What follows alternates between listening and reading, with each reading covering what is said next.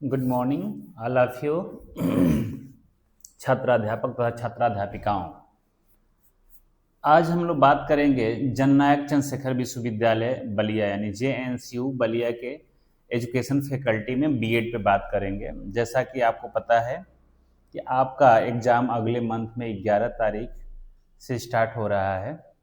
समय कम है, अतः मैं इस तरह की वीडियो आपको प्रोवाइड कर रहा हूँ कि एक वीडियो में आपका 25 अंक क्या होगा या 25% अंक उस पेपर का तैयार हो जाएगा। 4 वीडियो बनेगी 4 यूनिट की, और इस वीडियो को डालने के उपरांत अगर आपका सराहनीय कमेंट आता है तो मैं दूसरी यूनिट की भी वीडियो बनाऊंगा। अगर आपको लगता है कि नहीं हमारे लिए हेल्पफुल है, सहायता कर रहा है परीक्षा में, और इस गारंटी के साथ मैं कह रहा हूं कि यहाँ से 25 नंबर के प्रश्न आने ही आने हैं, प्रश्न पेपर जैसे भी सेट हो। स्टार्ट करते हैं। ये जो है बीएड फर्स्ट सेमेस्टर जननायक चंद्रशेखर विश्वविद्यालय बलिया का फर्स्ट सेमेस्टर का फर्स्ट पेपर है, शिक्षा के समाजशास्त्री और दार्शनिक आधार। इसको क्रैश कोर्स की तरह हम देखेंगे।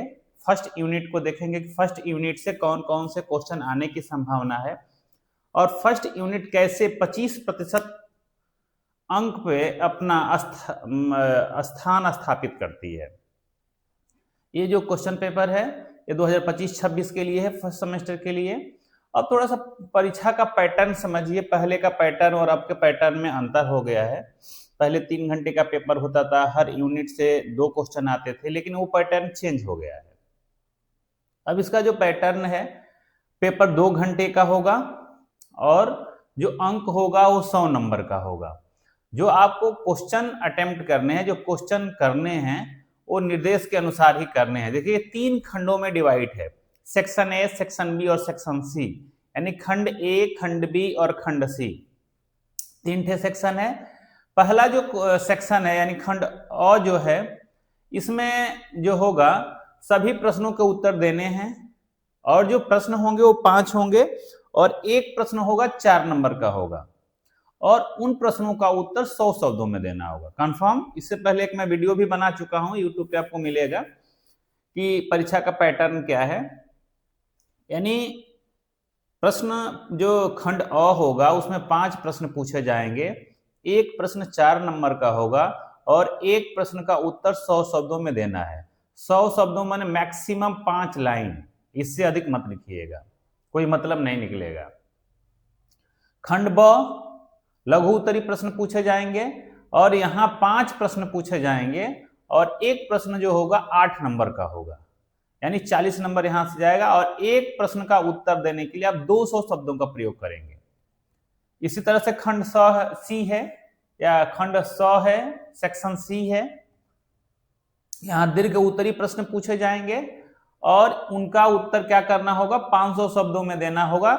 यहाँ पे 4 प्रश्न पूछे जाएंगे, उसमें से 2 प्रश्नों के उत्तर आपको देने होंगे, और कितने शब्दों में, 500 शब्दों में देने होंगे, और एक प्रश्न जो होगा वो 20 नंबर का होगा।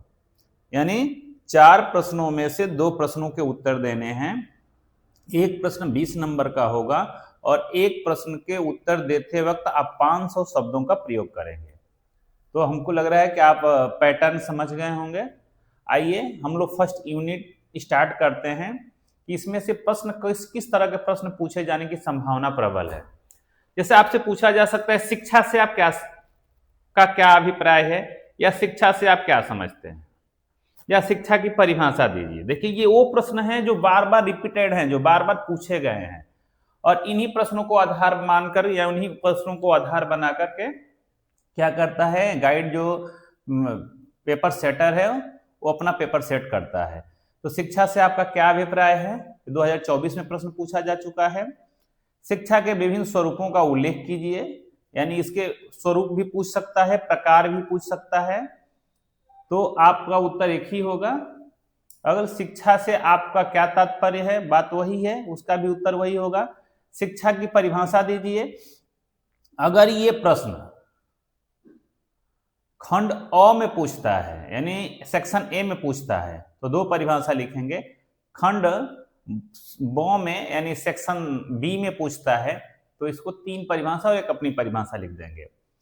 तीसरा प्रश्न, शिक्षा की भारतीय एवं पाश्चात्य दृष्टि, यानी भारतीय और पाश्चात्य दृष्टिकोण शिक्षा के प्रति क्या है, भारतीय दृष्टिकोण क्या है और पाश्चात्य दृष्टिकोण क्या है, 2022 में प्रश्न पूछा जा चुका है।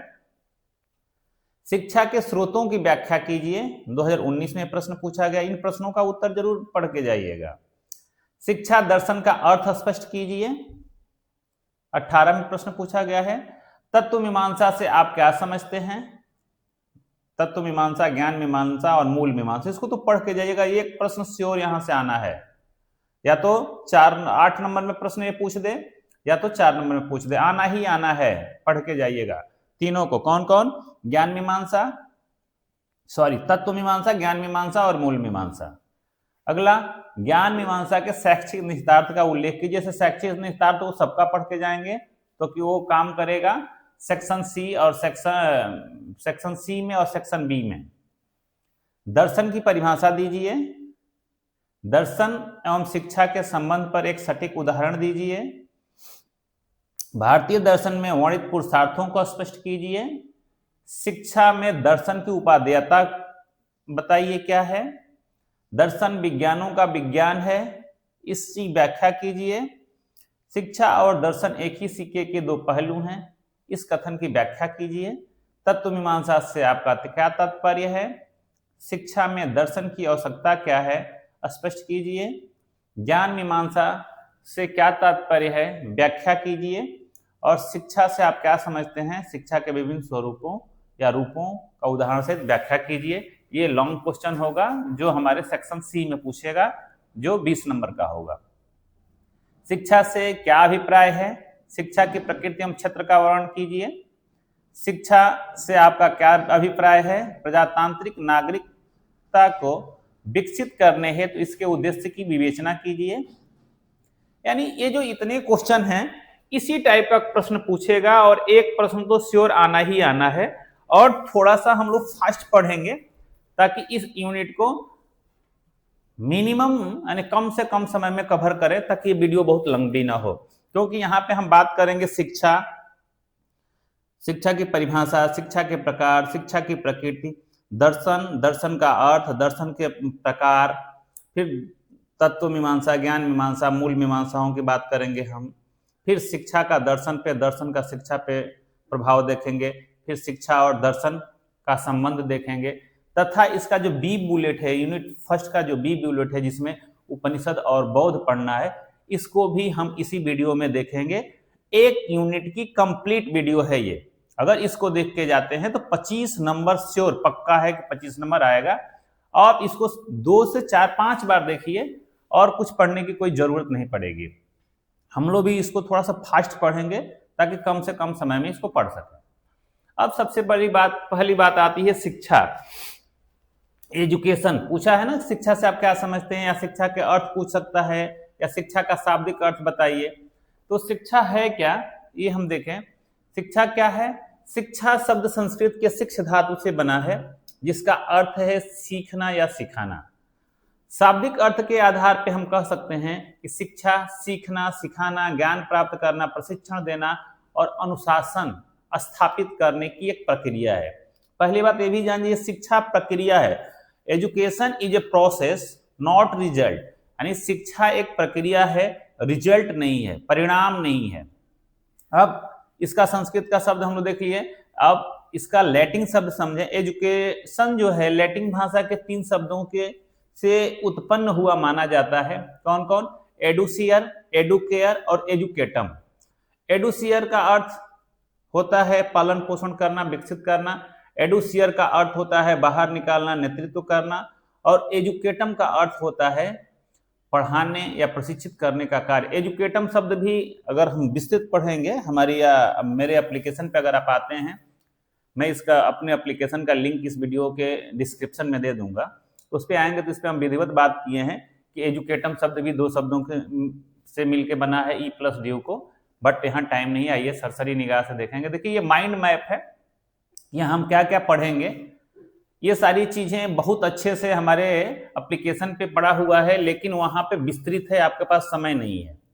आप इस क्रैश कोर्स को ही पढ़ के इस बार एग्जाम दीजिए और टाइम मिले तो एग्जाम के बाद 2nd सेमेस्टर में उसको परचेज करिएगा। अब देखिए शिक्षा, यहाँ क्या पढ़ेंगे हम, शिक्षा की परिभाषा पढ़ेंगे, शिक्षा की प्रकृति पढ़ेंगे, शिक्षा के विभिन्न रूप पढ़ेंगे और शिक्षा का क्षेत्र देखेंगे। स्टार्ट करते हैं। देखिए शिक्षा की परिभाषा, शिक्षा क्या है, एक व्यापक और बहुआयामी अवधारणा है। ये छोटी अवधारणा नहीं है, क्योंकि शिक्षा केवल फॉर्मल ही नहीं होता है, फॉर्मल होती है, इनफॉर्मल होती है, नॉन फॉर्मल होती है, यानी औपचारिक होती है, अनौपचारिक होती है और निरौपचारिक होती है। ऐसे ही शिक्षा को विद्या भी बोलते हैं, ज्ञान कौशल मूल्यों के दृष्टिकोण से भी देखते हैं। और शिक्षा का जो मूल उद्देश्य है वो क्या है, सर्वांगीण विकास पे बल देती है, यानी सर्वांगीण व्यक्ति का सर्वांगीण विकास करने का उद्देश्य ही शिक्षा का सबसे परम उद्देश्य है।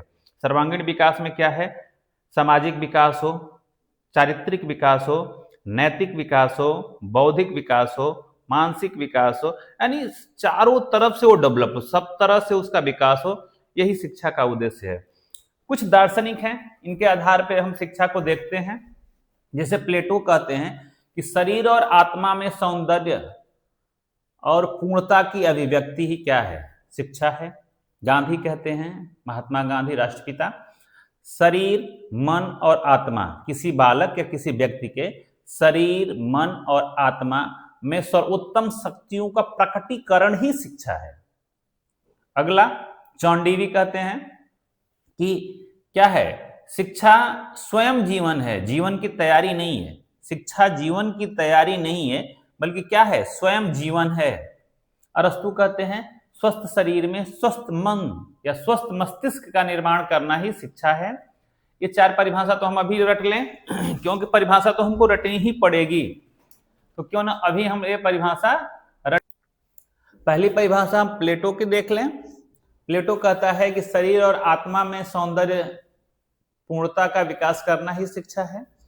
महात्मा गांधी कहते हैं, किसी आगे हम लोग पढ़ेंगे भी, किसी व्यक्ति या बच्चे के शरीर मन आत्मा में सर्वोत्तम शक्तियों का प्रकटीकरण ही शिक्षा है। जॉन डीवी कहते हैं शिक्षा क्या है, स्वयं जीवन है, न कि जीवन की तैयारी है। अरस्तु कहते हैं किसी व्यक्ति में के स्वस्थ शरीर में स्वस्थ मस्तिष्क का निर्माण करना ही शिक्षा है। अब इसको हम देखें आगे कि शिक्षा की प्रकृति कैसी है। तो शिक्षा की प्रकृति कैसी है, यह एक शिक्षा आजीवन चलने वाली प्रक्रिया है, जन्म से लेकर के मृत्यु तक चलने वाली प्रक्रिया है। शिक्षा की कैसी प्रक्रिया है, एक आजीवन चलने वाली प्रक्रिया है। शिक्षा एक गतिशील प्रक्रिया है, यानी इसमें हमेशा गति होती है, मूवमेंट होता है, शिक्षा रुकती नहीं है, हमेशा चलने वाली प्रक्रिया है। शिक्षा क्या है, एक सामाजिक प्रक्रिया है, यानी इसकी जिम्मेदारी क्या होती है, समाज की होती है, राष्ट्र की होती है, व्यक्ति की होती है। एक सामाजिक प्रक्रिया, एक अच्छे अगर समाज का निर्माण करना है तो वहां के शासन प्रशासन को अच्छी शिक्षा की व्यवस्था करनी ही पड़ेगी। आप विकसित और विकासशील देशों में शैक्षिक अंतर देखेंगे तो आपको पता चल जाएगा कि शिक्षा एक सामाजिक प्रक्रिया है। शिक्षा द्विध्रुवीय और त्रिध्रुवीय प्रक्रिया है। आगे हम इसको देखेंगे। शिक्षा क्या है, द्विध्रुवीय और त्रिध्रुवीय। दो ध्रुव जो हैं कौन कौन है, बालक और अध्यापक। लेकिन त्रिध्रुव में कौन कौन आता है, बालक, अध्यापक और पर्यावरण या उसका पाठ्यक्रम। अगला शिक्षा क्या है, विकासोन्मुख प्रक्रिया है, जो क्या करती है, शारीरिक मानसिक और नैतिक विकास करती है। शिक्षा क्या है, उद्देश्यपूर्ण प्रक्रिया है, लक्ष्य निर्देशित प्रक्रिया है ये। अगला समायोजन की प्रक्रिया, यानी शिक्षा के उपरांत ऐसा माना जाता है कि जो व्यक्ति जितना ज्यादा शिक्षित है वह उसमें उतना ही समायोजन की प्रक्रिया है, यानी किसी भी समाज, किसी भी जगह, किसी भी स्थान पे अपने आप को समायोजित करने में उतना ही सफल है। आगे देखें शिक्षा के प्रकार या विभिन्न रूप देख लें तो कौन कौन से हैं विभिन्न रूप। पहला है औपचारिक शिक्षा। तो औपचारिक शिक्षा कैसी होती है, तो औपचारिक शिक्षा संरचित और व्यवस्थित होती है, औपचारिक संस्थाओं में दी जाती है जिसमें कॉलेज और स्कूल आते हैं। इसका पाठ्यक्रम क्या होता है, निर्धारित होता है तथा उसके पाठ्यक्रम में मूल्यांकन होता है। अंतिम परिणाम मान्यता प्राप्त डिग्री या डिप्लोमा दिया जाता है। उदाहरण के रूप में देख लीजिए, जितने भी कॉन्वेंट स्कूल हैं या जितने भी स्कूल हैं वो सब आते हैं। अगला अनौपचारिक शिक्षा, इनफॉर्मल एजुकेशन। इनफॉर्मल एजुकेशन क्या है, इसमें कोई भी औपचारिकता नहीं रहती है, कुछ भी फॉर्मेलिटी नहीं होती है। ये दैनिक जीवन के अनुभवों से प्राप्त होती है। इसमें कोई योजना नहीं होती है, ये गैर संरचित होती है, कोई निर्धारित पाठ्यक्रम नहीं होता है, कोई शिक्षक नहीं होता है। इसका उदाहरण देख लीजिए, हाट बाट मेला, बाजार, रिश्तेदारी, कोई फंक्शन, खेल का मैदान आदि इसमें आते हैं। तीसरी जो शिक्षा है इसको हम लोग कहते हैं निरौपचारिक शिक्षा या नॉन फॉर्मल एजुकेशन। इसमें क्या होता है कि फॉर्मल एजुकेशन की तरह कुछ चीजें तो फॉर्मेलिटी के रूप में होती हैं तथा कुछ चीजें इनफॉर्मल की तरह नहीं होती। जैसे औपचारिक और अनौपचारिक के बीच की कड़ी है, दोनों के बीच में पाई जाती है, यानी कुछ चीजें फॉर्मल की हैं और कुछ चीजें इनफॉर्मल की हैं। संगठित और व्यवस्थित गतिविधि है यह, विशिष्ट सीखने की जरूरत वाले लक्षित समूह को लक्ष्य बनाती है तथा उनको जो सीखना चाहते हैं उसको सिखाती है, यानी उनकी जरूरतों को पूरा करती है। ये लचीली होती है, जैसे अगर कोई व्यक्ति 55 साल का व्यक्ति बीए करना चाहता है तो वहां उम्र की सीमा नहीं, वो बीए कर सकता है, लेकिन फॉर्मल एजुकेशन में 55 साल का व्यक्ति बीए नहीं कर सकता है, यानी लचीलापन है यहाँ पे। अब इसका उदाहरण आप देख लीजिए, मुक्त विश्वविद्यालय, NIOS का नाम बहुत सुने होंगे आप, दूरस्थ शिक्षा विश्वविद्यालय, वयस्क साक्षरता कार्यक्रम, कौशल विकास केंद्र, अल्पकालिक प्रशिक्षण है ये, कृषि विस्तार सेवाएं। तो हम लोग माइंड मैप एक बना लिए कि क्या है शिक्षा की परिभाषा देख लिए चार लोगों की, प्लेटो, गांधी, जॉन डेवी और अरस्तु की।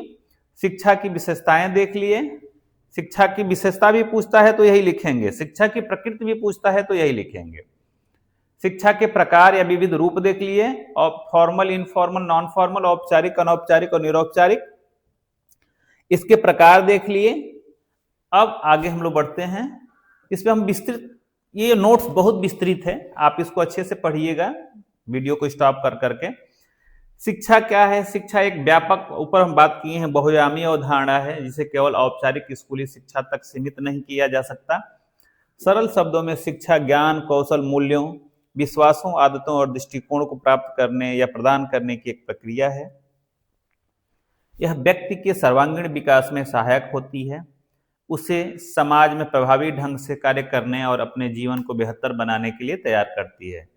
अब देखिए, जो शिक्षा है उसके विभिन्न विद्वानों ने उसे कैसे प्रभावित किया। जैसा भी हम लोग प्लेटो को देख रहे थे, शिक्षा एक ऐसी प्रक्रिया है जो व्यक्ति के शरीर, आत्मा और उन सभी सौंदर्य और पूर्णता को विकसित करती है जिनकी वह सक्षम है।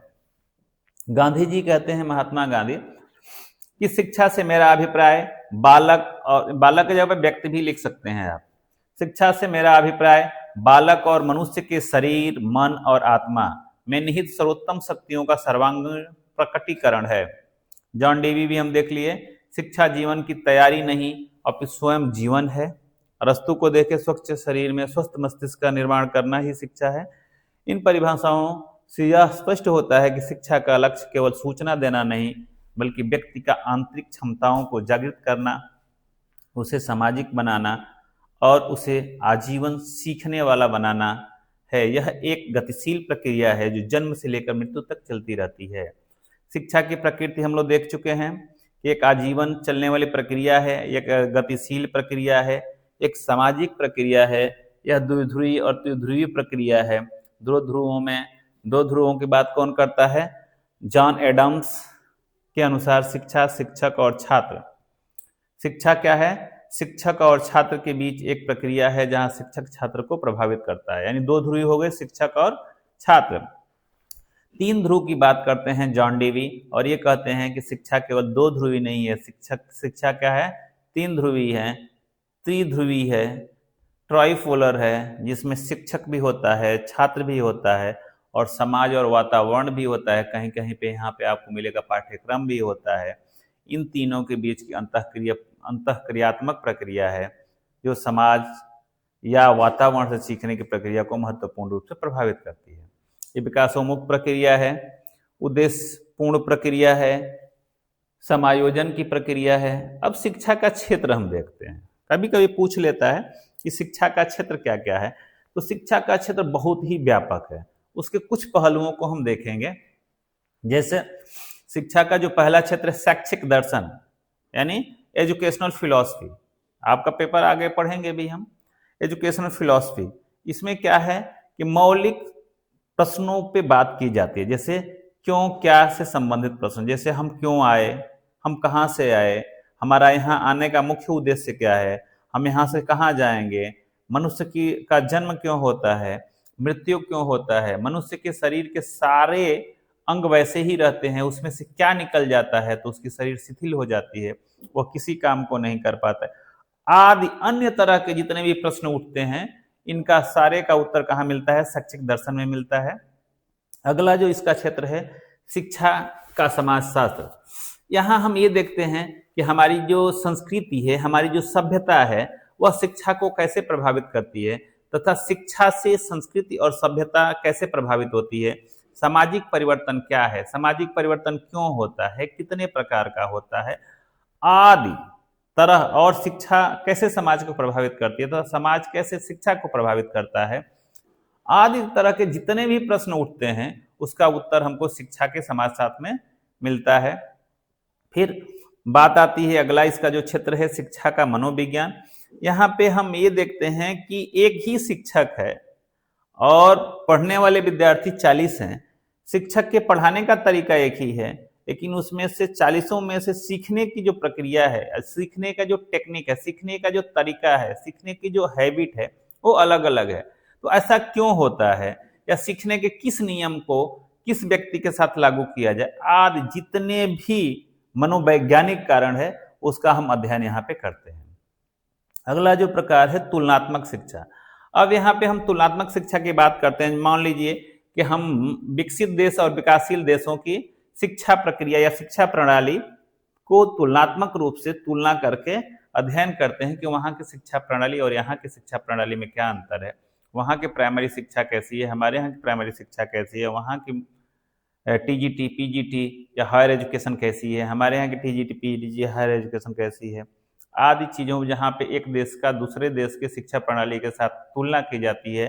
तो ऐसे जिस विषय के अंतर्गत इस शिक्षा का अध्ययन किया जाता है उसे हम तुलनात्मक शिक्षा कहते हैं। शैक्षिक प्रौद्योगिकी, जैसे हम अभी आज भी पढ़ रहे हैं, ऑनलाइन प्लेटफॉर्म हो गए, डिजिटल प्लेटफॉर्म हो गए, मल्टीमीडिया संसाधन शामिल है। जहाँ पे एजुकेशन में टेक्नोलॉजी की बात करेंगे तो उसका एक अलग क्षेत्र हो जाएगा, शैक्षिक प्रौद्योगिकी का क्षेत्र हो जाएगा, एजुकेशन टेक्नोलॉजी का क्षेत्र हो जाएगा। पाठ्यक्रम विकास के लिए करिकुलम डेवलपमेंट की बात की जाती है। शैक्षिक प्रशासन और प्रबंधन के लिए एक अलग इसका पेपर है, जहाँ पे किसी योजना को कैसे संचालित किया जाए, योजना कैसे बनाया जाए, उसका संगठन कैसे हो, वित्त पोषण कैसे किया जाए, उसका नेतृत्व कैसे किया जाए आदि तरह के प्रश्नों की बात जब आती है तो उसका अध्ययन हम कहाँ करते हैं, शैक्षिक प्रशासन और प्रबंधन में करते हैं। शिक्षा शिक्षक, टीचर एजुकेशन, मापन मूल्यांकन भी एक इसका क्षेत्र है। अब इन क्षेत्रों को जहाँ पे बात आती है आएगी तो हम इन क्षेत्रों की बात करेंगे और प्रश्न के नेचर के अनुसार ही हम उत्तर देंगे। 100 शब्द, 200 शब्द और 500 शब्द, किस तरह का प्रश्न है उसी तरह का उत्तर हम देने का प्रयास करेंगे। ये मुख्य रूप से जननायक चंद्रशेखर विश्वविद्यालय बलिया के लिए बनाया गया है।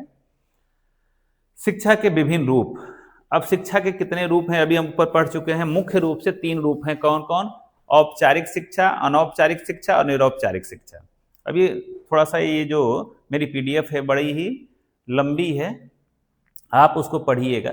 औपचारिक शिक्षा कैसे किसे कहते हैं? अगर हम साधारण भाषा में कहें तो हम कह सकते हैं जहाँ पे सारी चीजें पहले से ही फिक्स हो उस शिक्षा को औपचारिक शिक्षा कहते हैं। जहाँ पे पहले से ही सारी औपचारिकताएं निभाई जाती हों या पहले से ही निर्धारित कर दी गई हों, ऐसी शिक्षा को औपचारिक शिक्षा कहते हैं। जैसे बच्चा भी पहले से फिक्स हो, सिलेबस भी पहले से फिक्स हो, टीचर भी पहले से फिक्स हो, स्कूल भी पहले से फिक्स हो, उम्र भी फिक्स हो, एग्जाम भी फिक्स हो, सिलेबस भी फिक्स हो और परिणाम भी फिक्स हो, या तो फेल होगा या तो पास होगा।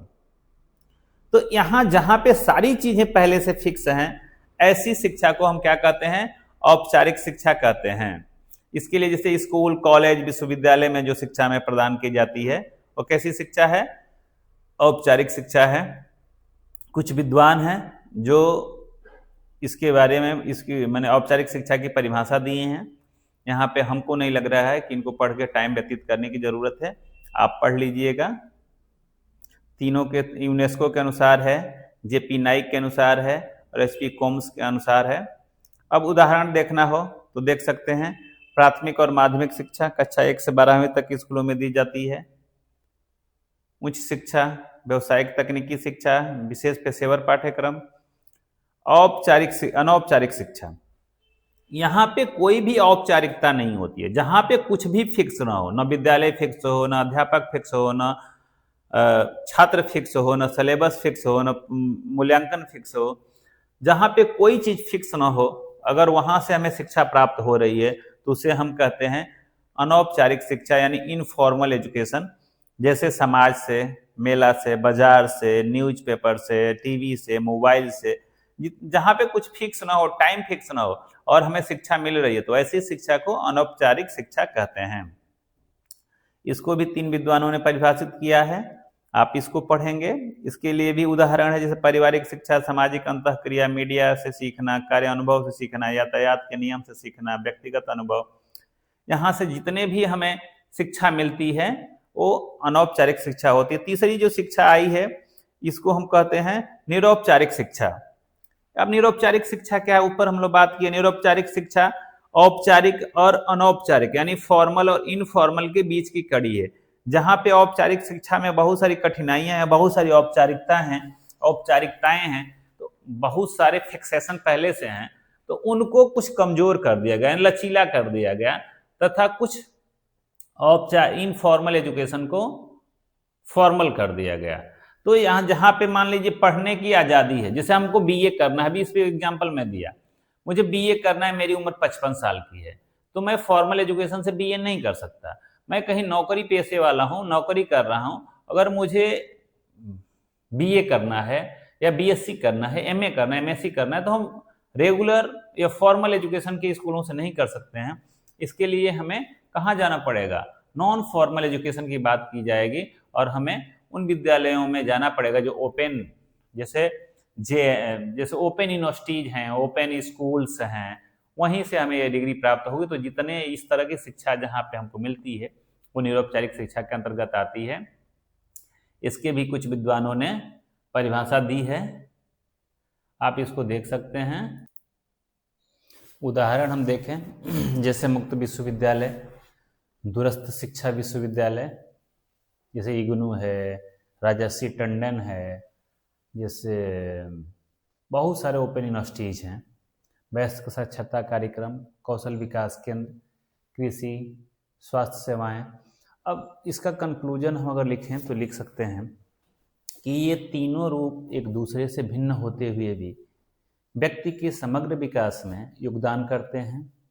औपचारिक शिक्षा एक ठोस नींव प्रदान करती है, अनौपचारिक शिक्षा दैनिक जीवन के अनुकूलन में मदद करती है और निरौपचारिक शिक्षा विशिष्ट जरूरतों और आजीवन सीखने के अवसरों को पूरा करती है। यहाँ पे प्रश्न पूछ सकता है कि शिक्षा के प्रकार बताइए या शिक्षा का रूप बताइए, तो आप यहाँ पे जिक्र करेंगे। जिस तरह का प्रश्न पूछेगा उस तरह के हम बात करेंगे। अब देखिए हम दर्शन की तरफ चलते हैं। जैसे आपसे पूछ सकता है कि शैक्षिक दर्शन को परिभाषित कीजिए, ज्ञान मीमांसा, मूल मीमांसा और तत्व मीमांसा का वर्णन कीजिए। शिक्षा दर्शन का गतिशील पहलू है, इस युक्ति की सतर्कतापूर्वक व्याख्या कीजिए। 17 में पूछा गया क्वेश्चन, ये 18 में पूछा गया है। शिक्षा दर्शन का गत्यात्मक पहलू है, ये 20 में, यानी बहुत ज्यादा बार पूछा जाता है प्रश्न। शिक्षा दर्शन का गतिशील पहलू है, तो इसको आप देख के जाएंगे। आइए हम देखते हैं कि इसका माइंड मैप क्या है। दर्शन शास्त्र, अब दर्शन शास्त्र को 3 भागों में डिवाइड हम कर देंगे, परिचय और स्वरूप, दर्शन की प्रमुख शाखाएं, समन्वय और निष्कर्ष। इस प्रश्न का इतने में ही उत्तर हम लोग दे देंगे। तो दर्शन के स्वरूप क्या है, मैं कौन हूं, संसार का मूल क्या है, जीवन का उद्देश्य क्या है। यानी इस तरह के प्रश्न अगर आपके मन में भी उठते हैं तो समझिए कि आप दार्शनिक हैं। इस पे मैं बात किया था आपसे कि मैं कौन हूं, कहां से आया हूं, क्या मेरा मूल कर्तव्य है, फिर मैं कहां जाऊंगा, आदि तरह के प्रश्नों का उत्तर कौन देता है, दर्शन देता है। संसार का मूल क्या है, इस प्रश्न का उत्तर भी क्या देता है, कौन देता है, दर्शन देता है। जीवन का वर्तमान उद्देश्य यानी वर्तमान में कर्तव्य क्या है मेरा, तथा जीवन का अंतिम उद्देश्य क्या है, इसका भी निर्धारण या इस तरह के प्रश्नों का उत्तर भी कौन देता है, दर्शन देता है। दर्शन की परिभाषाओं को हम देखेंगे तो दर्शन का जो अर्थ है वो क्या है, फिलोस दो शब्दों से मिलकर बना हुआ है, फिलोस धन सोफिया, जहां फिलोस का अर्थ होता है लव और सोफिया का अर्थ होता है स्टडी या अध्ययन। इस आधार पे कह सकते हैं कि दर्शन शास्त्र क्या है, प्रेम का अध्ययन है या ज्ञान के से जिसको प्रेम है वही दार्शनिक है। ये क्या है, सत्य का साक्षात्कार करना, यानी दृश्यते अनेन इति दर्शनम, ज्ञान का विज्ञान है। दर्शन क्या है, ज्ञान का विज्ञान है, फिक्टे कहते हैं। कांट कहते हैं कि दर्शन क्या है, विज्ञानों का विज्ञान है। ये कौन कहता है, कांट कहते हैं। और परम तत्व के यथार्थ स्वरूप की जांच करना ही दर्शन है, इस बात को अरस्तु कहते हैं। आइए परिभाषाओं के बाद हम देखते हैं कि उत्पत्ति के कारण और विचार देखते हैं। तो मानव मन में जो आश्चर्य उत्पन्न होता है वहीं दर्शन स्टार्ट हो जाता है। डेकार्टे कहते हैं कि दर्शन क्या है, मानव का संदेह ही दर्शन है, जहां पे संदेह उत्पन्न हुआ वहां पे दर्शन स्टार्ट होता है। प्लेटो कहते हैं कि मानव मन में अगर आश्चर्य उत्पन्न हो गया तो समझिए कि दर्शन की उत्पत्ति हो गई। इसकी विशेषताएं क्या क्या हैं दर्शन की, तो सत्य की खोज करता है, समग्र दृष्टिकोण रखता है, तर्कपूर्ण व विवेचनात्मक अध्ययन करता है, ये मूल्य प्रश्नों पे प्रधान है, मूल्य प्रश्नों पे का अध्ययन करता है, व्यवहारिक जीवन से उसका संबंध देखता है। ये हो गया। आगे हम लोग समन्वय देखेंगे, इसकी शाखाएं, इसकी 3 शाखाएं हैं। कौन कौन, यहाँ पे नहीं दिया है, खुल नहीं रहा है ये। इसकी 3 शाखाएं हैं। कौन कौन शाखाएं हैं 3, तो एक तो पहली शाखा है तत्व मीमांसा, दूसरी शाखा है ज्ञान मीमांसा और तीसरी शाखा है मूल मीमांसा। उसको आगे हम लोग चल के देखेंगे। अब देखिए दर्शन है क्या, इसकी प्रस्तावना देख लेते हैं। मानव जीवन सदा से जिज्ञासा और प्रश्नों से भरा हुआ है। मैं कौन हूं, संसार का मूल क्या है, सत्य क्या है, जीवन का उद्देश्य क्या है, जैसे प्रश्न प्राचीन काल से मानव को विचलित करते रहे हैं, हमको भी विचलित करते हैं, आपको भी विचलित करते होंगे कि मैं कौन हूं, संसार का मूल क्या है, सत्य क्या है, जीवन का उद्देश्य क्या है। ये आपको भी विचलित करते होंगे, हमें भी करते हैं और आने वाली पीढ़ी को भी करेंगे। हम लोगों से पहले जो पीढ़ियां थी उनको भी करते रहे हैं। तो इस तरह के जिन प्रश्नों को खोजने का जो प्रक्रिया है उसी को हम दर्शन कहते हैं। दर्शन केवल सैद्धांतिक विचार नहीं है बल्कि जीवन जीने की एक कला भी है। यह हमें सत्य, ज्ञान, मूल्य, आत्मा और ब्रह्मांड की वास्तविकता को समझने का मार्ग प्रदान करती है। अब दर्शन का शाब्दिक अर्थ देखिए क्या है। ऊपर बात किए थे हम लोग, दर्शन शब्द संस्कृत धातु के दृश्य से बना है जिसका अर्थ होता है देखना या जानना, या हम कह सकते हैं दृश्यते अनेन इति दर्शनम। इस प्रकार दर्शन का जो अर्थ है सत्य का साक्षात्कार करना या वस्तुओं को यथार्थ रूप में देखना ही क्या है, दर्शन है। फिलॉसफी शब्द ग्रीक भाषा के 2 शब्दों से मिलकर बना हुआ है। कौन कौन, फिलोस धन सोफिया, यानी फिलोस का अर्थ होता है लव और सोफिया का अर्थ होता है विजडम या बुद्धि या ज्ञान। इस प्रकार हम कह सकते हैं कि फिलॉसफी क्या है, ज्ञान के प्रति अनुराग है, ज्ञान के प्रति प्रेम है, ज्ञान का प्रेम ही क्या है, फिलॉसफी है, या लव ऑफ विजडम ही क्या है, फिलॉसफी है। दर्शन के कुछ छोटी छोटी परिभाषाएं देखते हैं, याद करना आपको जरूरी है, इसको 2 से 4 5 बार देखेंगे तो याद हो जाएगा। प्लेटो है, प्लेटो कहता है कि दर्शन मानव मन के आश्चर्य से उत्पन्न होता है। ठीक, बड़ी सिंपल सी परिभाषा, आसान सी परिभाषा है। प्लेटो कहता है कि दर्शन क्या कहता है ये, प्लेटो कहता है कि दर्शन जो है मानव मन के आश्चर्य से उत्पन्न होता है। मानव मन में अगर आश्चर्य उत्पन्न हो गया तो दर्शन की उत्पत्ति हो गई। आसान सी परिभाषा, हमारे मन में अगर आश्चर्य हुआ कि ये फूल पीला है तो इसको पीला ही क्यों कहें, और सबसे पहले इसको पीला किसने कहा होगा। ये लाल है तो लाल ही क्यों कहें, और लाल इसको सबसे पहले किसने कहा होगा, रेड, येलो। अब दूसरी जो परिभाषा, ये भी छोटी सी परिभाषा, दर्शन की उत्पत्ति दर्शन की उत्पत्ति का कारण संदेह है। इसको हम लोग ऊपर देखे हैं। दर्शन की उत्पत्ति का कारण क्या है? संदेह है। अगर मानव मन में या मानव मस्तिष्क में किसी बात को लेकर के संदेह होता है, जैसे मान लीजिए कि पर्वत के पीछे से धुआं उठ रहा है, तो संदेह हुआ ना कि आग लगी है कि ज्वालामुखी का उद्गार हुआ है। धुआं उठ रहा है तो आग तो लगी होगी, लेकिन क्या है? ज्वालामुखी का उद्गार हुआ है या कि आग लगी है?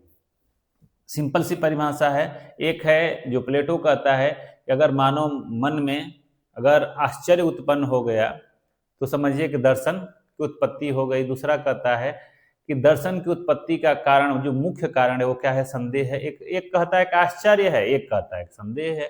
प्लेटो कहता है कि मन में आश्चर्य अगर उत्पन्न हुआ तो दर्शन की उत्पत्ति हो गई। डेकार्टे कहता है कि अगर संदेह उत्पन्न हुआ तो उत्पत्ति हो गई। जो तीसरी परिभाषा है वो है संसार का प्रत्येक व्यक्ति जन्मजात दार्शनिक है। सिंपल सी परिभाषा, शानदार सी परिभाषा। संसार का प्रत्येक व्यक्ति, जिसमें आप और हम भी आते हैं, ये शोपेनहावर ये कहता है कि संसार का प्रत्येक व्यक्ति क्या है? जन्मजात दार्शनिक है। ये पहले से ही हम दार्शनिक हैं, बाय बर्थ फिलोसफर हैं हम। कौन कहता है? शोपेनहावर, याद भी हो जाएगा। संसार का प्रत्येक व्यक्ति जन्मजात दार्शनिक है। किलपैट्रिक एक परिभाषा देखते हैं, दर्शन जीवन के संघर्षात्मक मूल्यों का समीक्षात्मक अध्ययन है। अगर ये नहीं याद होता है तो 3 परिभाषाएं याद करिए, आपका काम चल जाता है। कौन कौन? दर्शन मानव मन के आश्चर्य से उत्पन्न होता है, दर्शन की उत्पत्ति का कारण संदेह है, संसार का प्रत्येक व्यक्ति जन्मजात दार्शनिक होता है। संसार का प्रत्येक व्यक्ति जन्मजात दार्शनिक होता है, इस परिभाषा को शोपेनहावर ने कहा था। दर्शन की उत्पत्ति का कारण संदेह है, इस परिभाषा को डेकार्ट ने कहा था या डेकार्टे ने कहा था। दर्शन मानव मन के आश्चर्य से उत्पन्न होता है, इस परिभाषा को किसने कहा था? तो इस परिभाषा को प्लेटो ने कहा था। किसने कहा था? प्लेटो ने कहा था कि मानव जो मन है, अगर उसमें आश्चर्य उत्पन्न होता है तो क्या है? दर्शन है। दर्शन की परिभाषाएं कुछ और छोटी छोटी परिभाषा है, उसको भी देख लीजिए आप। दर्शन ज्ञान का विज्ञान है, फिक्टे कहते हैं कि दर्शन क्या है? ज्ञान का विज्ञान है। फिक्टे क्या कहते हैं? दर्शन ज्ञान का विज्ञान है। कौन कहता है? फिक्टे कहते हैं। दर्शन विज्ञानों का विज्ञान है, कांट कहते हैं। और छोटी परिभाषा, philosophy is the science of sciences, यानी दर्शन क्या है?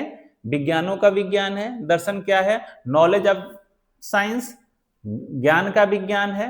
छोटी छोटी परिभाषाएं याद हो जाएंगे। दर्शन ज्ञान का विज्ञान है, दर्शन विज्ञानों का विज्ञान है। अन्य परिभाषाओं को बहुत पढ़ने की जरूरत नहीं है, रटने की जरूरत नहीं है, क्योंकि वो समय निकल चुका है। हम पढ़ रहे हैं परीक्षा के दृष्टिकोण से। 2 परिभाषाएं, 4 परिभाषाएं रट के जाइए। एक फिक्टे की परिभाषा रट लीजिए, एक कांट की परिभाषा रट लीजिए, एक डेकार्टे की परिभाषा रट लीजिए। इस तरह की परिभाषाओं को याद कर लीजिए और आप निश्चिंत होकर जाइए और यही 3-4 परिभाषा लिखिए, आप अच्छे नंबर लेके आएंगे। अब अगर सार रूप में हम कहना चाहें कि दर्शन क्या है, तो कह सकते हैं कि दर्शन ज्ञान की वह शाखा है। क्या कह सकते हैं? दर्शन ज्ञान की वह शाखा है जिसमें संपूर्ण ब्रह्मांड के अंतिम सत्य एवं मानव के वास्तविक रूप, सृष्टि, सृष्टा, आत्मा, परमात्मा, जीव, जगत, अज्ञान, ज्ञान, ज्ञान प्राप्त करने की विधियां और मानव जीवन के अंतिम उद्देश्य तथा इसे प्राप्त करने के विभिन्न साधनों का तार्किक विवेचन किया जाता है। देखिए, बहुत शानदार सा ये परिभाषा है। दर्शन शास्त्र ज्ञान की वह शाखा है जिसमें संपूर्ण ब्रह्मांड के अंतिम सत्य और मानव के अस्तित्व, मानव के वास्तविक रूप, सृष्टि, सृष्टा, आत्मा, परमात्मा, जीव, जगत, ज्ञान, अज्ञान, ज्ञान प्राप्त करने की विधियां और मानव जीवन के अंतिम उद्देश्य तथा उसे प्राप्त करने के साधनों का तार्किक विवेचन किया जाता है। उसे हम क्या कहते हैं? उसे हम दर्शन कहते हैं। क्या कहते हैं? उसे हम दर्शन कहते हैं। अगला जो प्रश्न है उसको हम देखते हैं, दर्शन की विशेषताएं क्या क्या हैं। पूछ देता है अगर कि दर्शन की विशेषताओं का वर्णन कीजिए, तो हम क्या कहेंगे? तो दर्शन की विशेषताएं क्या हैं? सत्य की खोज करना, समग्र दृष्टिकोण रखना, तर्कपूर्ण विवेचनात्मक बात रखना, मूल्य प्रधान बातें करना, व्यवहारिक जीवन से संबंध बनाए रखना, ये हैं। अब देखेंगे दर्शन की शाखाएं एवं उनके शैक्षिक प्रभाव। हम लोग दर्शन के ब्रांचेज ऑफ फिलॉसफी देखेंगे और उनका शिक्षा पे क्या प्रभाव है। तो दर्शन की 3 शाखाएं हैं, कौन कौन? तत्व मीमांसा, ज्ञान मीमांसा, मूल मीमांसा, यानी मेटाफिजिक्स, एपिस्टेमोलॉजी और एक्सियोलॉजी। कौन कौन सी शाखा है? मेटाफिजिक्स, एपिस्टेमोलॉजी और एक्सियोलॉजी। मेटाफिजिक्स तत्व मीमांसा, एपिस्टेमोलॉजी ज्ञान मीमांसा और एक्सियोलॉजी यानी मूल मीमांसा। इन शाखाओं का यानी दर्शन की इन शाखाओं का ज्ञान शिक्षा पे बहुत ज्यादा प्रभाव पड़ा है। आगे इसको हम देखें। अब जो तत्व मीमांसा है इसके अर्थ को समझिए। यहां से एक प्रश्न आपका बनेगा 2025 में, अच्छे से इसको देख के जाइए, 4 बार देखिए, 5 बार देखिए। तत्व मीमांसा क्या है? तत्व मीमांसा शब्द संस्कृत के तत्व प्लस मीमांसा से बना है, जहां तत्व का अर्थ होता है सत्य, वस्तु का वास्तविक स्वरूप, और मीमांसा का अर्थ होता है गहन विवेचन या अध्ययन। इस आधार पे हम कह सकते हैं कि तत्व मीमांसा दर्शन शास्त्र की वह शाखा है जहां पे सत्य का गहन अध्ययन तथा परम तत्व का विवेचन किया जाता है। कंफर्म? तत्व मीमांसा 2 शब्दों, संस्कृत के 2 शब्दों से मिलकर बना हुआ है, तत्व प्लस मीमांसा, जहां तत्व का अर्थ होता है सत्य और मीमांसा का अर्थ होता है गहन विवेचन। और इस आधार पे हम कह सकते हैं कि तत्व मीमांसा दर्शन शास्त्र की वह शाखा है जहां पे सत्य का गहन विवेचन किया जाता है, उसे हम क्या कहते हैं? तत्व मीमांसा कहते हैं। अगला, अंग्रेजी में मेटाफिजिक्स कहते हैं। मेटाफिजिक्स यानी अंग्रेजी में तत्व मीमांसा को मेटाफिजिक्स कहते हैं। मेटाफिजिक्स ग्रीक भाषा के 2 शब्दों से मिलकर बना हुआ है, मेटा और फिजिका या फिजिक्स। तो जहां मेटा का अर्थ क्या होता है? बियॉन्ड यानी परे, और फिजिका का अर्थ होता है भौतिक या नेचर।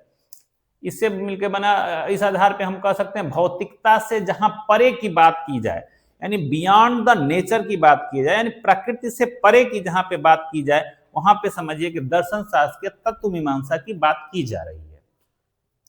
दर्शन के तत्व मीमांसा का जो समस्या है या जो कार्य है, उसको हम देखें कि ये किन किन प्रश्नों पर चिंतन करती है दर्शन शास्त्र, स्पष्ट हो जाएगा।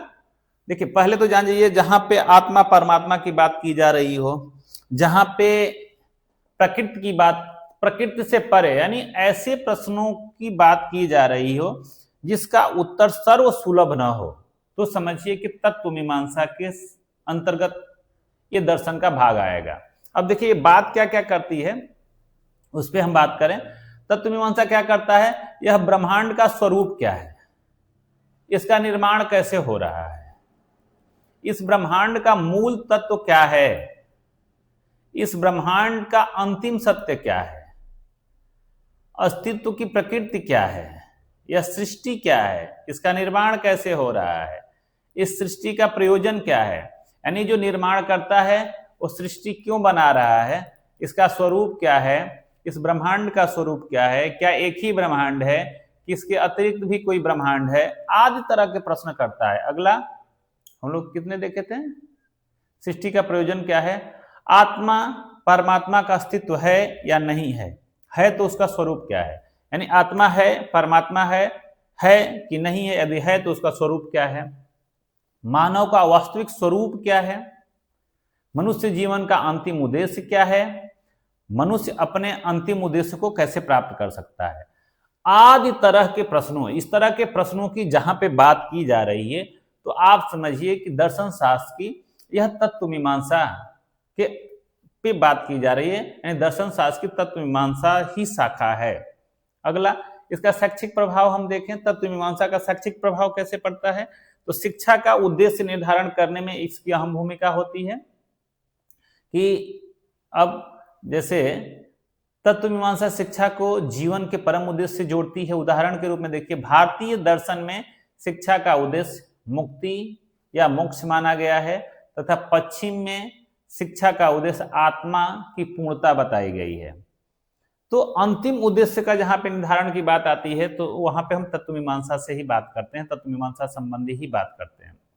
पाठ्यक्रम बनाने में तत्व मीमांसा क्या करती है? सहयोग करती है। शिक्षण विधियों में तत्व मीमांसा सहयोग करती है। अब हम लोग देखेंगे दर्शन शास्त्र की जो दूसरी शाखा है एपिस्टेमोलॉजी यानी ज्ञान मीमांसा। हमको लग रहा है दर्शन शास्त्र की तत्व मीमांसा आप समझ लिए होंगे। दर्शन शास्त्र की तत्व मीमांसा दो शब्दों से, संस्कृत के दो शब्दों से मिलकर बनी है, तत्व प्लस मीमांसा, जहां तत्व का अर्थ होता है सत्य स्वरूप, सत्य का स्वरूप, और मीमांसा का अर्थ होता है गहन अध्ययन या परीक्षण या विश्लेषण। इस आधार पे हम कह सकते हैं कि दर्शन शास्त्र की तत्व मीमांसा दर्शन शास्त्र की वह शाखा है जहां पे सत्य के स्वरूप का गहन विवेचन किया जाता है। तत्व मीमांसा के अंतर्गत ब्रह्मांड क्या है, ब्रह्मांड का स्वरूप क्या है, आत्मा क्या है, आत्मा का स्वरूप क्या है, परमात्मा क्या है, परमात्मा का स्वरूप क्या है, आज जीवन क्या है, जीवन का अंतिम उद्देश्य क्या है, मनुष्य कहाँ से आता है, कहाँ को जाता है, आज इस तरह के प्रश्नों पे की बात की जाती है। अगला जो है हम यहाँ पे बात करेंगे अब ज्ञान मीमांसा की। ज्ञान मीमांसा क्या है, इस पे बात करेंगे। तो ज्ञान मीमांसा भी संस्कृत के दो शब्दों से मिलकर बना हुआ है, ज्ञान प्लस मीमांसा, नॉलेज और मीमांसा, ज्ञान तथा मीमांसा से मिलकर बना हुआ है। जहां ज्ञान का जो अर्थ होता है विश्लेषण करना होता है, और मीमांसा का जो अर्थ होता है वो क्या होता है, ज्ञान का, जैसे जहां पे ज्ञान और मीमांसा से मिलकर बना हुआ है, विश्लेषण परीक्षण से बना है, इसका शाब्दिक अर्थ है ज्ञान का विश्लेषण। अब एपिस्टेमोलॉजी को देखें। एपिस्टेमोलॉजी शब्द दो ग्रीक शब्दों से मिलकर बना हुआ है, एपिस्टेम तथा लोगोस। एपिस्टेम का अर्थ होता है ज्ञान और लोगोस का अर्थ होता है विज्ञान या तर्क। इस आधार पर कह सकते हैं कि ज्ञान का विज्ञान ही ज्ञान मीमांसा है। दर्शन शास्त्र की ज्ञान एवं तर्क मीमांसा संबंधित समस्याएं और कार्य क्या क्या हैं। अब ये किन किन प्रश्नों पर बात करती है ज्ञान मीमांसा, जैसे हम लोग तत्व मीमांसा में देखे थे।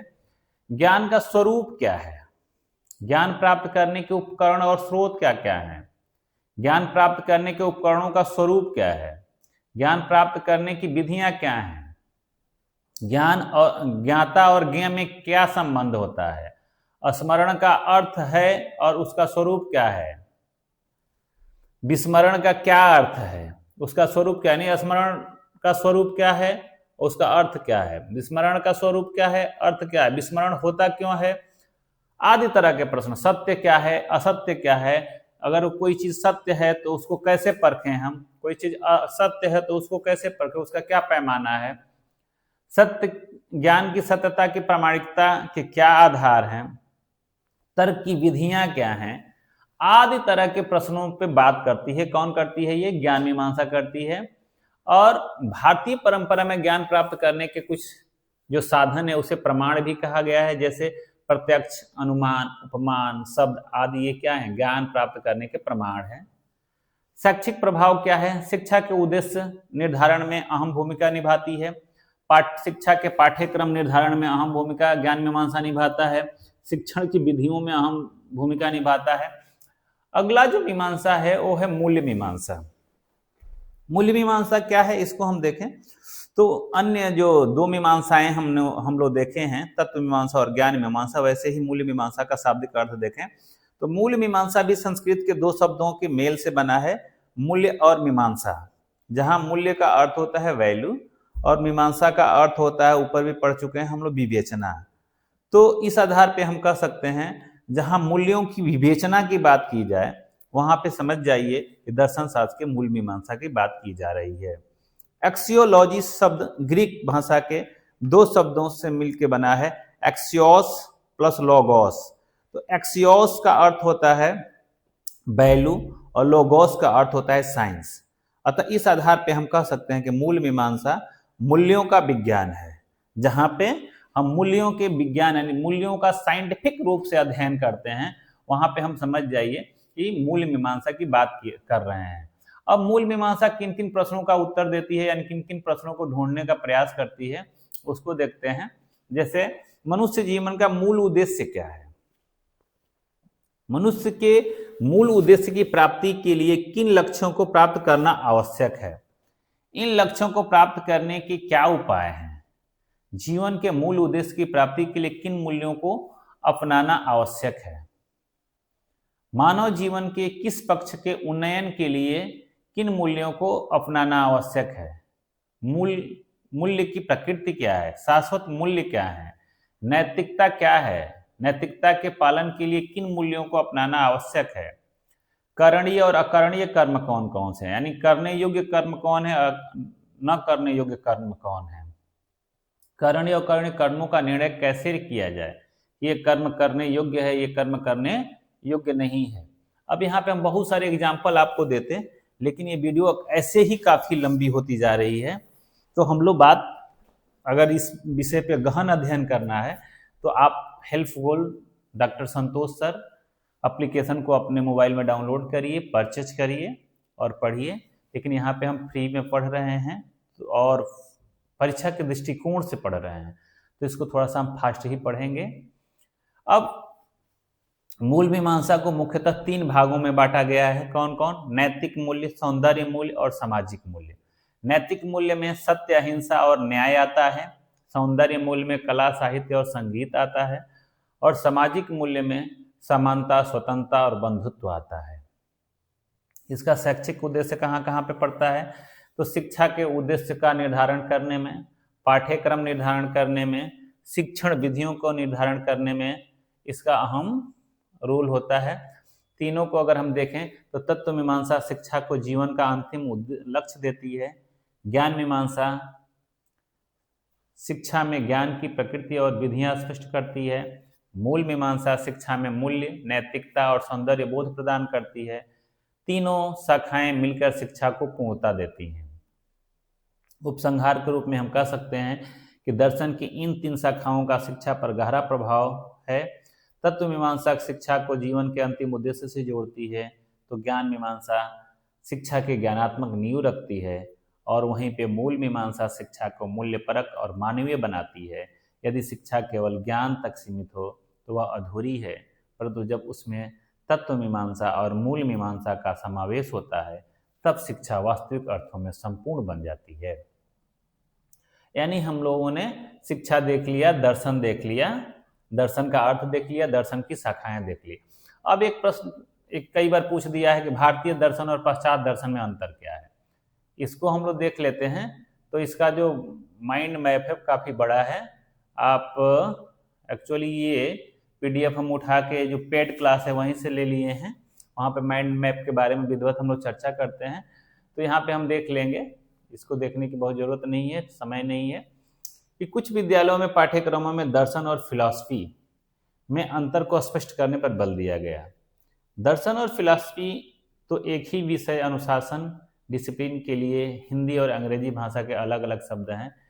इनमें तो कहीं अंतर है, इनमें वही अंतर है जो गाय और काऊ में। रही भारतीय दर्शन और पाश्चात्य दर्शन में अंतर की बात, तो इसमें कुछ अंतर अवश्य है। प्राचार्य प्रवर पंडित बलदेव उपाध्याय ने भारतीय दर्शन और पाश्चात्य दर्शन में निम्नलिखित 5 अंतर बताए हैं। भारतीय दर्शन और पाश्चात्य दर्शन में 5 अंतर है, यानी फिलॉसफी और दर्शन में कोई अंतर नहीं है, ये शाब्दिक चीजें हैं। लेकिन भारतीय दर्शन और पाश्चात्य दर्शन में 5 अंतर हैं जो बलदेव जी बताए हैं। पहला जो अंतर है, भारतीय दर्शन का विकास मनुष्य को दुखमय, आध्यात्मिक, अधिभौतिक तथा अधिदैविक से छुटकारा दिलाने हेतु हुआ। यानी दुखों से छुटकारा दिलाने हेतु ही भारतीय दर्शन की उत्पत्ति होती है, विकास होता है। जबकि पाश्चात्य दर्शन का विकास आश्चर्यजनक वस्तुओं एवं क्रियाओं को देखने से उत्पन्न कौतूहल को शांत करने के प्रयत्न द्वारा हुआ है। दूसरा जो है, भारतीय दर्शन का विकास स्वतंत्र रूप से हुआ है, जबकि पाश्चात्य दर्शन की सामग्री अन्य अनुशासनों, मानव शास्त्र, समाज शास्त्र और राजनीति शास्त्र के आधार पर विकसित की गई है। भारतीय दर्शन वास्तविक ज्ञान के स्वरूप की व्याख्या करने की प्रवृत्ति है, जबकि पाश्चात्य दर्शन समस्त ज्ञान विज्ञान की व्याख्या करने की प्रवृत्ति है। भारतीय दर्शन अनुभूत ज्ञान पर आधारित है और तर्क द्वारा पोषित है, जबकि पाश्चात्य दर्शन केवल तर्क पर आधारित है।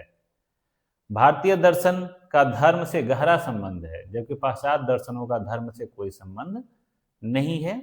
ये है अंतर, 5 अंतर जो हैं ये हैं।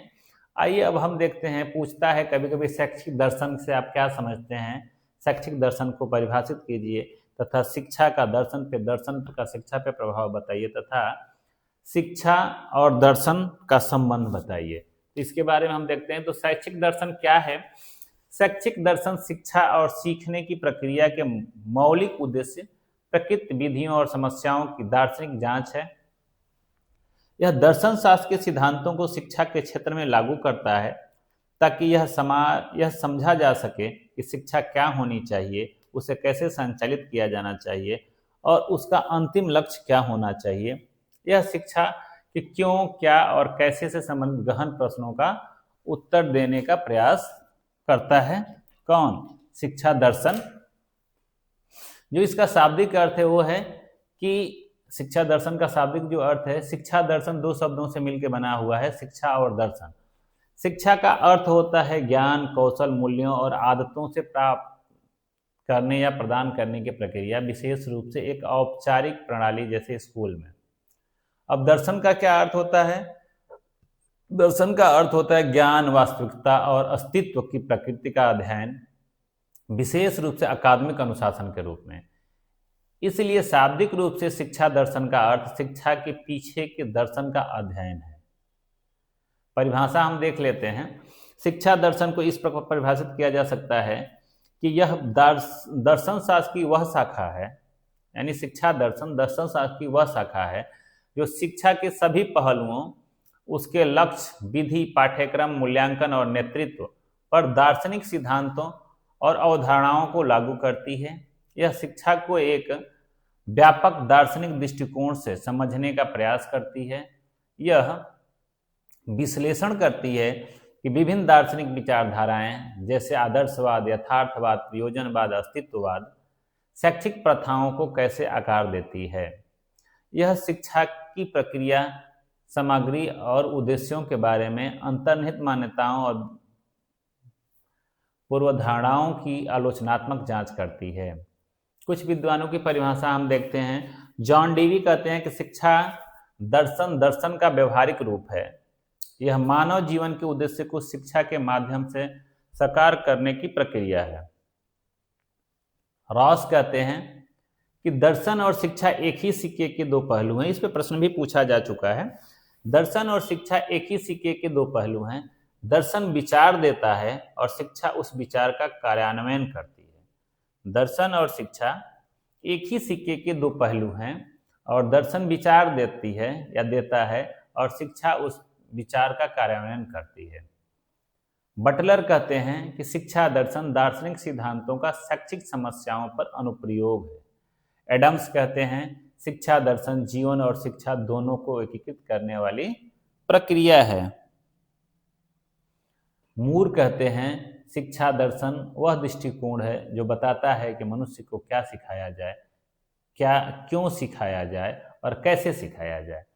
तो ये मूर की परिभाषा भी आसान है, एडम्स की परिभाषा भी आसान है, बटलर की आसान है, रॉस की आसान है। आप इसमें से 2 परिभाषा रट डालिएगा। अब जॉन एस ब्रूबेकर जो हैं ये कहते हैं कि शिक्षा दर्शन का गतिशील पहलू है। ये कई बार पूछा जा चुका है, प्रश्न पूछ देता है कि शिक्षा दर्शन का गतिशील पहलू है, इसकी विस्तृत व्याख्या कीजिए।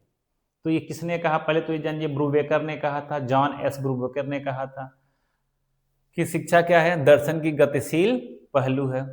अब शिक्षा दर्शन ज्ञान की वह शाखा है जिसमें मनुष्य और उसकी शिक्षा के स्वरूप की व्याख्या विभिन्न दार्शनिक मतों के आधार पर की जाती है और उसकी शिक्षा संबंधी समस्याओं के दार्शनिक हल प्रस्तुत किए जाते हैं। अब यहाँ पे हम देख लेते हैं कि शिक्षा और दर्शन का संबंध कैसा है। तो शिक्षा और दर्शन का जो संबंध है वो चोली दामन का संबंध है। मनुष्य जीवन जिज्ञासा और ज्ञान की खोज से भरा हुआ है। मैं कौन हूँ, सत्य क्या है, जीवन का उद्देश्य क्या है, जैसे प्रश्न हमेशा मानव समाज में उठते रहे हैं। इन प्रश्नों के उत्तर खोजने की प्रक्रिया को दर्शन कहते हैं। दूसरी ओर शिक्षा, आप जानते ही हैं शिक्षा किसे कहते हैं। अब इसके बारे में कुछ विद्वान कहते हैं। हेंडरसन कहता है कि शिक्षा दर्शन शिक्षा की समस्याओं के अध्ययन में दर्शन का प्रयोग है। यह शिक्षा के उद्देश्य, प्रक्रिया और मूल्य का विश्लेषण करता है। कौन कहता है? हेंडरसन कहता है। जॉन डेवी कहते हैं शिक्षा दर्शन शिक्षा के उद्देश्यों, समस्याओं और आदर्शों का अध्ययन है। दर्शन की सहायता से शिक्षा इसको प्राप्त करती है। रॉल्फ टाइलेर कहते हैं कि शिक्षा दर्शन पाठ्यक्रम निर्माण और शिक्षण के उद्देश्य स्पष्ट करने में मदद करता है। एडम्स कहता है दर्शन और शिक्षा एक ही सिक्के के दो पहलू हैं। अब देख लेते हैं हम लोग कि शिक्षा और दर्शन का पारस्परिक प्रभाव क्या है। तो दर्शन का शिक्षा पे प्रभाव पहले देखते हैं कि दर्शन कैसे शिक्षा को प्रभावित करता है। तो शिक्षा के उद्देश्यों के निर्धारण में दर्शन अहम योगदान देता है। आप इसको पढ़ लेंगे। आदर्शवाद, जैसे आदर्शवाद है, ये क्या करता है कि शिक्षा का उद्देश्य नैतिक चरित्र का निर्माण करना होता है। वहीं यथार्थवादी अगर शिक्षा दर्शन जहाँ पे लागू है, वो कहता है कि जो शिक्षा का उद्देश्य है वो है वस्तुनिष्ठ ज्ञान और विज्ञान है।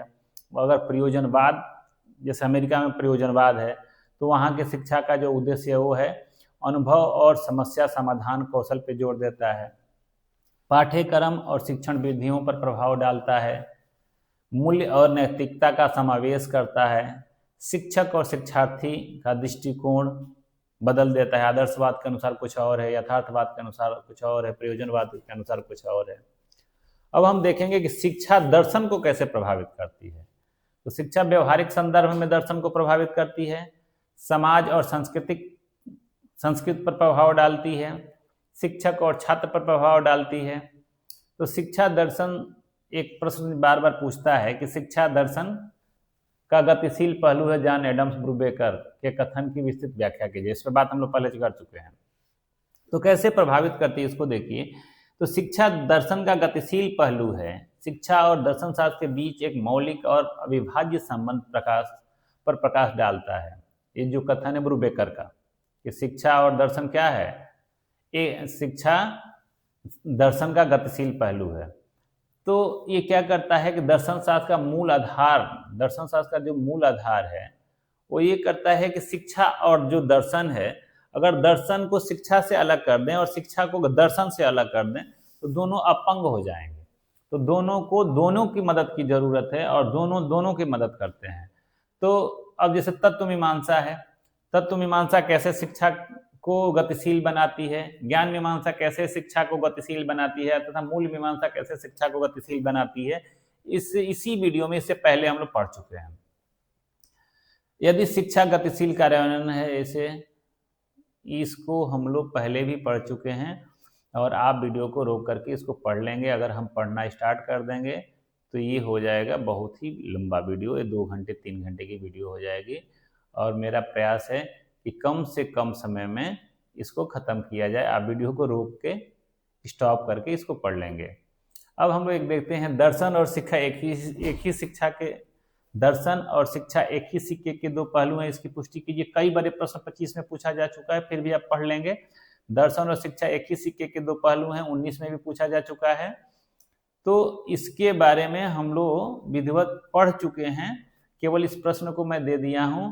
आप आराम से दर्शन का अर्थ और स्वरूप पढ़ लेंगे, इसकी परिभाषा पढ़ लेंगे, शिक्षा का स्वरूप पढ़ लेंगे, उसकी परिभाषा पढ़ लेंगे। एक परिभाषा हमारे कहने से रट डालिएगा। शिक्षा की जो परिभाषा है, जो विवेकानंद की है कि शिक्षा मनुष्य के भीतर विद्यमान पूर्णता का प्रकटीकरण है, या शिक्षा मनुष्य के भीतर विद्यमान पूर्णता की अभिव्यक्ति है, इसको रट डालिएगा। ये अच्छी परिभाषा है, विद्वानों के अनुसार बार बार पूछी जाती है, परीक्षा में भी पूछी जाती है तथा प्रैक्टिकल में भी पूछी जाती है। शिक्षा दर्शन का परस्पर संबंध हम लोग देख चुके हैं, बहुत देखने की जरूरत नहीं है, इसको आप पहले पढ़ चुके हैं। अगर आपको पढ़ने की इच्छा हो तो वीडियो को रोकेंगे, थोड़ा सा पढ़ लेंगे। अगर मैं बताते चलूँ तो बहुत लंबी वीडियो हो जाएगी। एक प्रश्न और पढ़ लीजिएगा, नालंदा विश्वविद्यालय की शैक्षिक विशेषताओं का प्राचीन संदर्भ में वर्णन कीजिए। अब हम लोग यहाँ पे पढ़ लिए कौन कौन सा, शिक्षा दर्शन, शिक्षा दर्शन, दर्शन का अर्थ, शिक्षा का दर्शन पर प्रभाव आदि चीजों को देख लिए। अब हम लोग स्टार्ट करेंगे बौद्ध दर्शन। तो बौद्ध दर्शन में कौन कौन से प्रश्न, किस किस टाइप के प्रश्न पूछे जाते हैं, उसको हम लोग देख लें। जैसे नालंदा विश्वविद्यालय के शैक्षिक विशेषताओं का प्राचीन संदर्भ में वर्णन कीजिए। बौद्ध दर्शन की प्रमुख विशेषता क्या है? बौद्ध शिक्षा की पाठ्यचर्या का वर्णन कीजिए। बौद्ध दर्शन में छात्र शिक्षक संबंध कैसे थे? बौद्ध शिक्षा का उद्देश्य क्या है? बौद्ध दर्शन की शैक्षिक निहितार्थ का उल्लेख कीजिए। ये जो प्रश्न जितने पूछे गए हैं सब पूछे गए हैं, प्रश्न बनाए हुए हमारे प्रश्न नहीं है। तो इन प्रश्नों के आने की संभावना 100% है, आप इसको पढ़ के जाइएगा। बौद्ध दर्शन के मानव मूल्यों के शिक्षण में शैक्षिक निहितार्थ पर चर्चा कीजिए। बौद्ध दर्शन में छात्र शिक्षक संकल्पना तथा शिक्षण विधियों पर प्रकाश डालिए। बौद्ध दर्शन का सामान्य परिचय दीजिए और उसके शैक्षिक विचारों की विवेचना कीजिए। मूल्यों के शिक्षण के संदर्भ में बौद्ध दर्शन के शैक्षिक निहितार्थों की विवेचना कीजिए। तो हम बौद्ध दर्शन अगर पढ़ लेते हैं तो ये क्या होता है, सारी चीजें यहाँ पे आ जाएंगी और बौद्ध दर्शन हम अब